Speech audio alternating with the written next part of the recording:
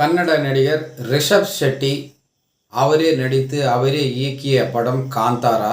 கன்னடம் தவிர தமிழ், ஹிந்தி மொழிகளில் 400 கோடிக்கு மேல் வசூல் செய்து சாதனை படைச்சது.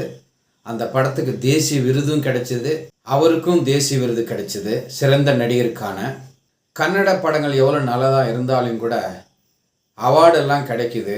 ஆனால் ஓடிடி நிறுவனங்களை வாங்கிறதே இல்லை. யூடியூப்புக்காக நாங்களே போய் வித்துருங்க, அப்படி ஒரு நிலை தான் இருக்குது கன்னட சினிமா அப்படின்னு ரொம்ப வேதனையுடன் தெரிவிச்சிருக்கிறாரு. காந்தாரா 2 படத்தை இயக்கியும் தயாரிச்சிட்டும் வராரு. காந்தாரா திரைப்படத்துக்கு தேசிய விருதும் கிடைச்சிது, அப்புறம் எனக்கும் தேசிய விருது கிடைச்சதுன்னா அதுக்கு மெயின் காரணம் இந்த படத்தில் வேலை செஞ்ச எல்லா டெக்னீஷியன்களுக்கும் சமர்ப்பணம் அப்படின்னு சொல்லியிருக்கிறாரு. அவர் கடைசியில் என்ன சொல்ல வர்றாருன்னா, நான் ஒருத்தனே இதுக்கு காரணம் இல்லை, எல்லாரும் தான் இதுக்கு காரணம் அப்படின்னு சொல்கிறார்.